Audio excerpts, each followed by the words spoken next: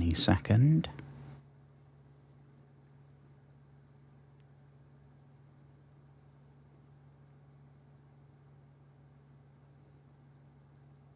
He says.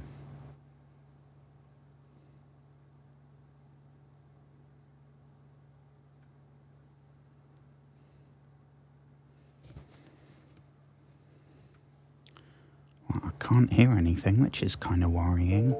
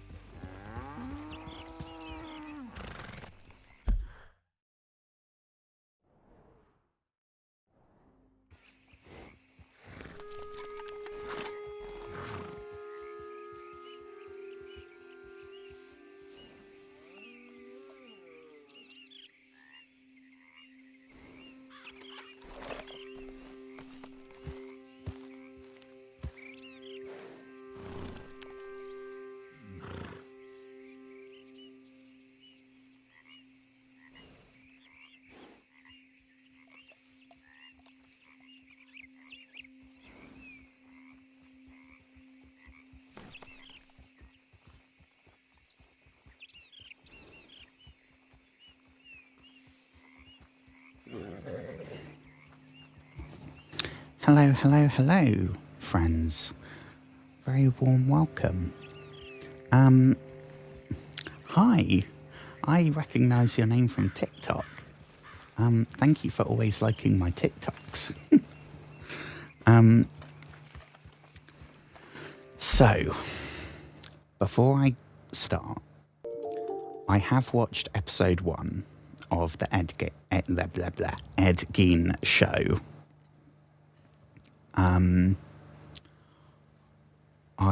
I've watched it, so I'm gonna talk about it. I haven't seen any more. It didn't really grab me like the Dharma thing, but it was still pretty good. And I have notes. I actually came slightly prepared this time. Hey. Oh well, thank you.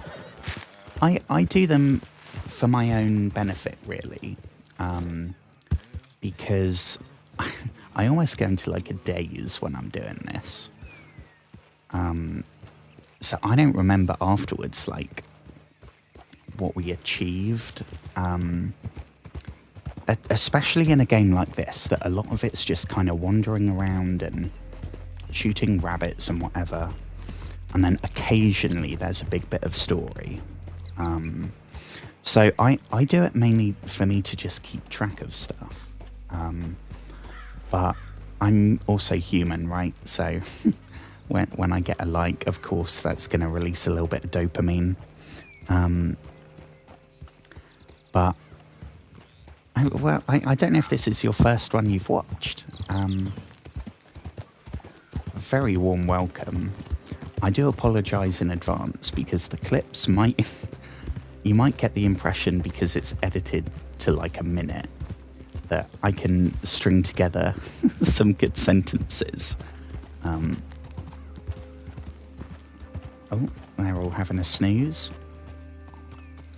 So I thought tonight I want to do the big story mission that's gonna, I think, send us on to chapter 3.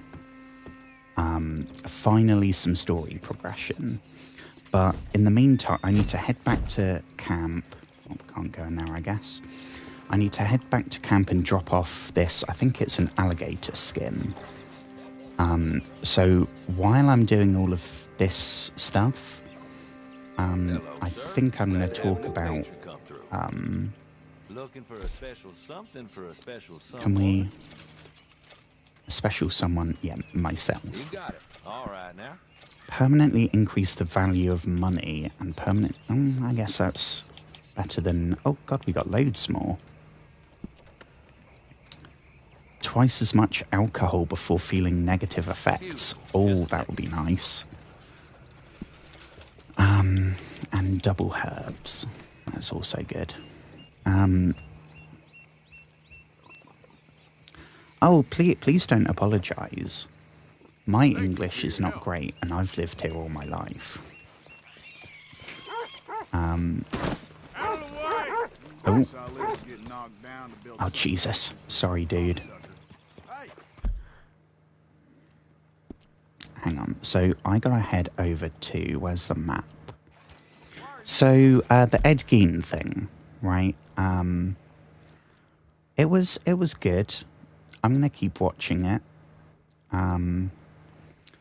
The Dharma thing, I was gripped from episode 1 because I think that was the best series. Episode 1 was his final murder. So then and him being arrested. So all the other episodes are all the backstory beforehand, and then he gets arrested, and then it's a bit in prison. I think that's the last 2 episodes. The Menendez thing, which was season 2, that they killed their parents at the end of episode 1, but they didn't really get into the why until maybe episode 4.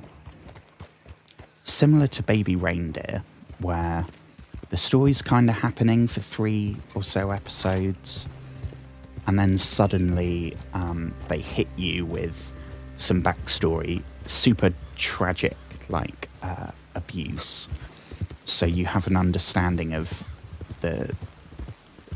where everyone's minds are, I suppose. It's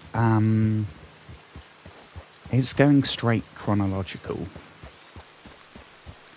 So, episode 1 that I watched tonight was... He hasn't killed anyone. It was just his relationship with his mother, who I think was called Augustine or something.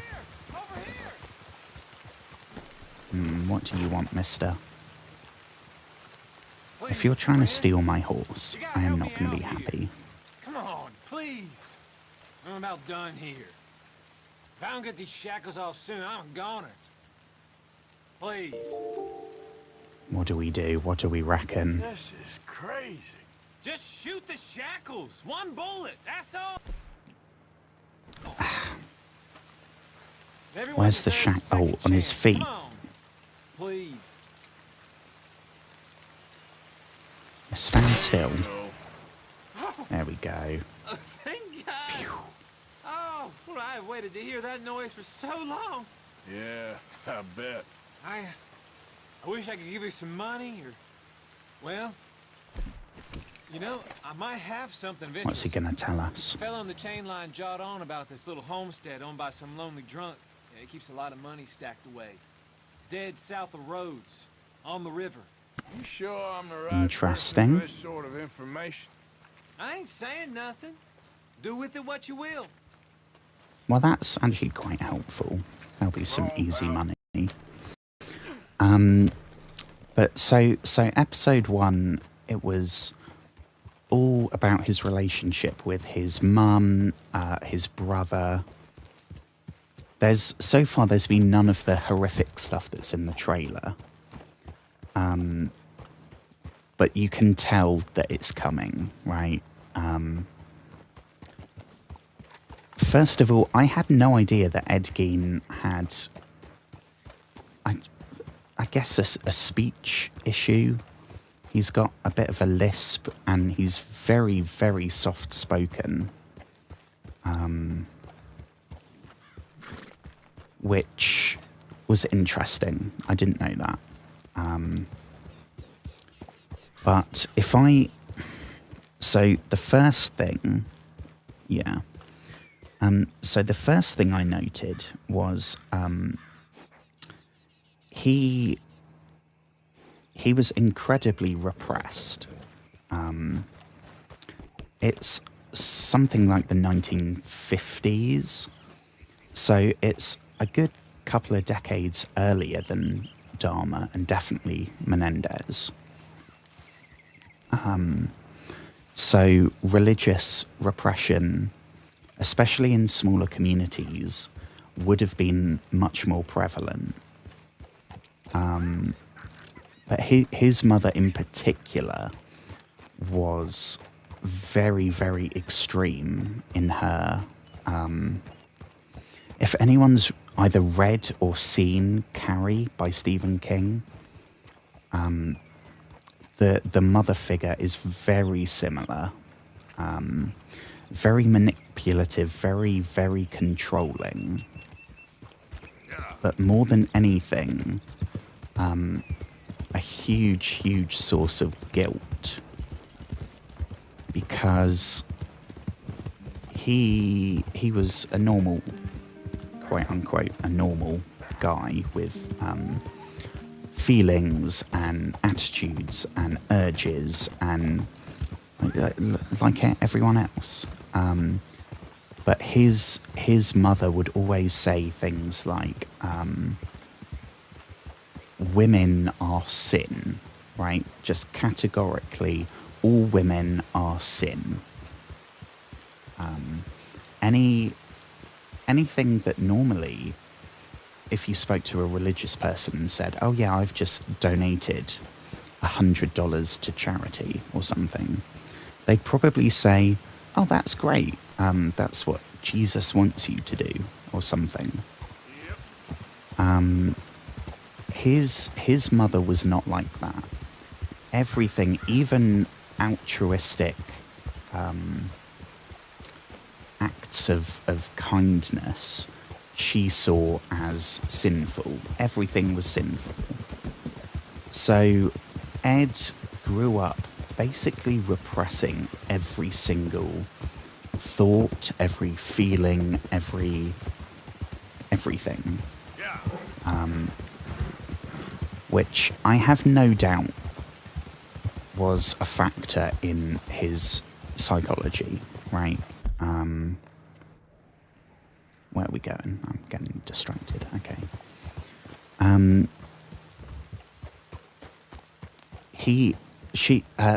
His mother would also say things like, you're the kind of person that only your mother could love, right? No one would want you, only I would love you. Again, very controlling, very manipulative. So when she died, she had a stroke and then a heart attack, I think. So she died and his brother died. So he was then completely alone. He was brought up to feel like the only person that would love him was his mother. And then she died. So he's in this farmhouse all by himself. And that brings me to the next. So it started with him wearing his mother's underwear, having a pleasant time.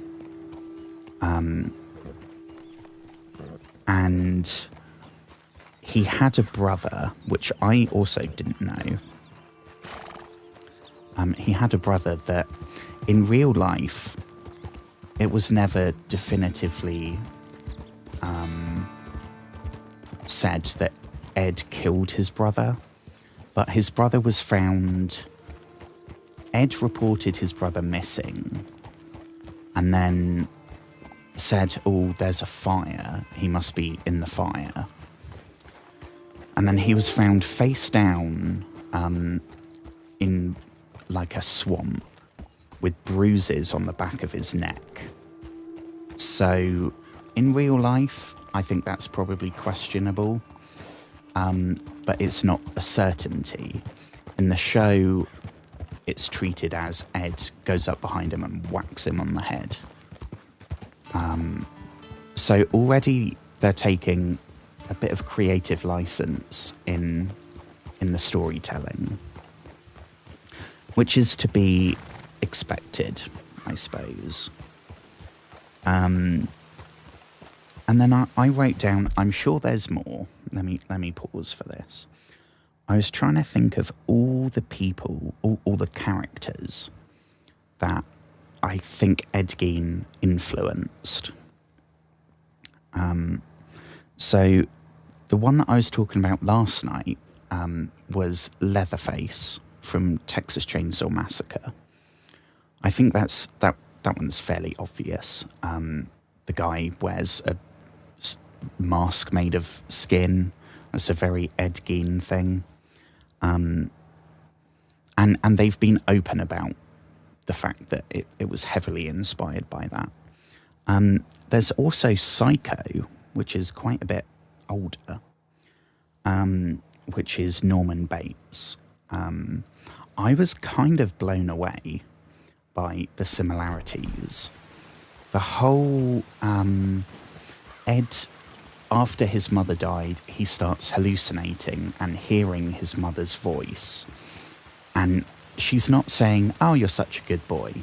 She's telling him horrible things, verbally berating him, still trying to control and manipulate him. And that's very, very similar to Norman Bates. And there's also this kind of inappropriate relationship between Norman Bates and his mum. In Psycho, but especially in the Bates Motel series, they do a lot more exploration of that. And I'm getting such big vibes of that. So that I didn't know that would be a thing.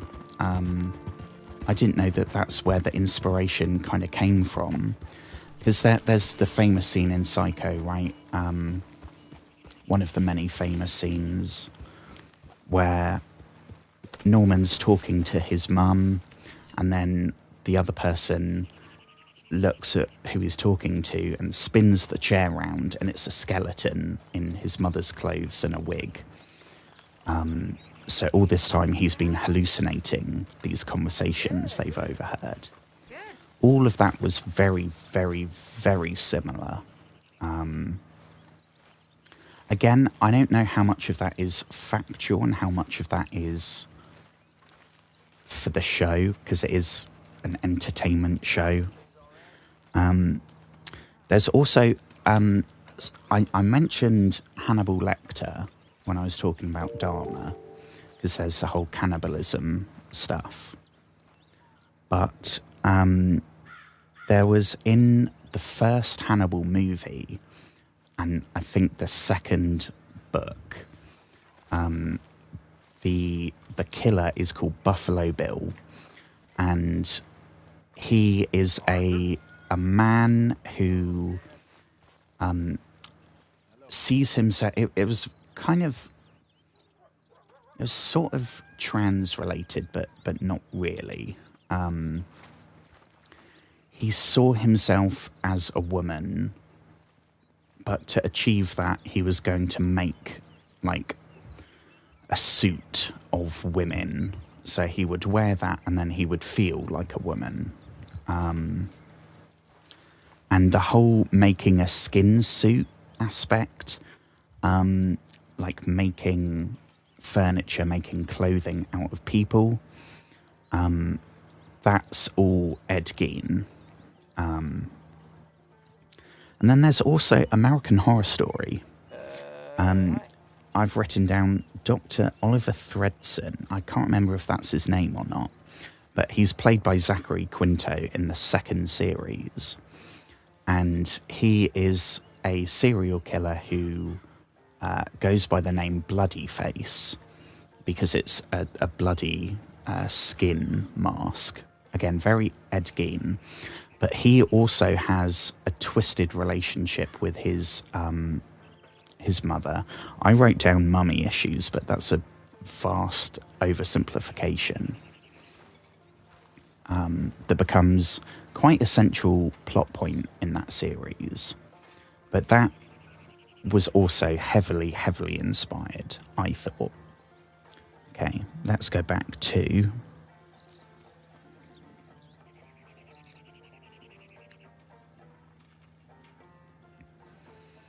Right, next I've written down... So there was some really weird sexual scenes in it. Now, I don't know how much of that is Ryan Murphy trying to make a good show with lots of sex in it, because that's kind of his trademark. But there was a lot of scenes where he would, after his mum died, for example, he then took some of her clothes, wore them, wrapped a belt round his neck, and had a pleasant time. So there's this undercurrent of kind of gender issues and transness that I don't think it's really about that. I don't think it's going to explore that much more. Hello. But if we're talking about the psychology of Ed Gein, that would probably be a factor. And I think maybe that would tie into the repression aspect. His mum was telling him, I mean, not just telling, like beating it into him, that you can't express yourself, you have to be godly and you can't sin. Even talking about how you're feeling is sin. Liking things is sin. Everything is sin. So after she died, he was then like, oh shit, now my brother's dead, my mum's dead, everyone I know's gone, I've got this farmhouse all to myself. Now I can explore. Which is, I've seen the trailer, and the trailer is very gruesome. There's some incredibly shocking scenes, as there are in the real case. Things like the belt made of female nipples and the lampshades and stuff like that. But it didn't end how I predicted, which was like there'd be someone there and he'd put the mask on and then it would show that and that would be the end. It wasn't really... I mean, the shocking end, and okay, this is when I'm going to do spoilers. So the end is he couldn't dig his mum's body up, so he heard his mum's voice say, dig up the hole next to me. So he did that. And now sat on a chair in his house is the body of the person, the corpse that was next to his mum. And it's, I think episode 2 is going to go into the gruesome,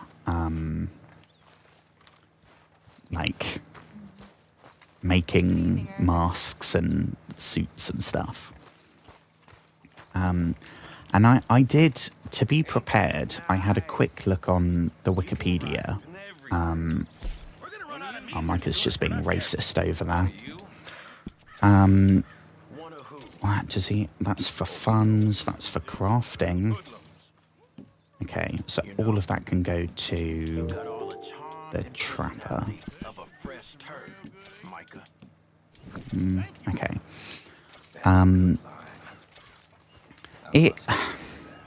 I don't know what I expected. It's... The first season, the Dharma season, was so good. And I thought it captured the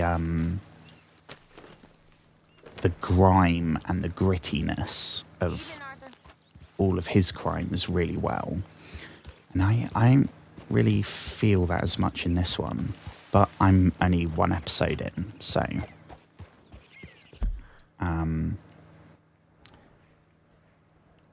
it was definitely a lot more understated than I. Oh, we have to give Javier some herbs or something we picked up. I think he might be teaching us how to make poison throwing knives. I'm not sure. But the main thing I was thinking when I was watching it was like, holy shit, so much of this has filtered into other areas of the horror genre to the point that it's now like just tropes that every horror thing does. When I was on Wikipedia, I did see there was a list of all the things that he made. Like his bed that had skulls on the posts. Like it's unimaginable. It's like the Dharma thing when they raided the house and then they brought out all the body parts. And Charlie Hunnam is good. Good evening, Arthur. He's not great. He's not terrible. We will see how that. Is this enough? Yeah, should be plenty. Because I think they've More knives later. they've planted the seeds of madness, right? And it's all gonna start hitting the fan. But he, compared to Dharma, who killed like 20 odd people, and the Menendez brothers who killed their parents and no one else. I think he only actually killed 2 people. Everyone else was just all the other stuff he got from graveyards, which obviously is still a crime. It's still not exactly green flag behaviour, but he's not a serial killer in the same way, I don't think.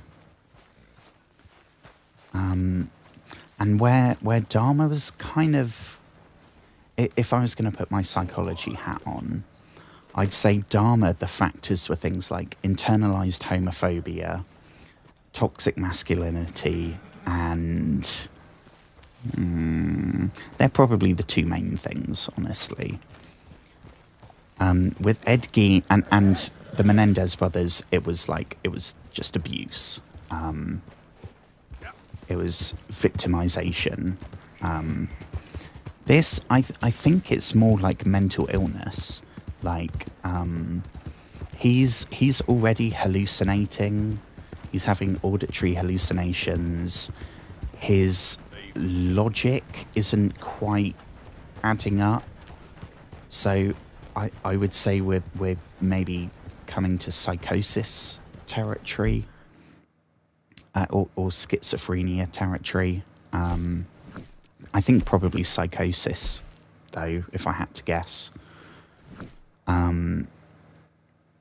But it, which is always, I have mixed feelings, because there's the statistic, right? People with mental illnesses are far, far,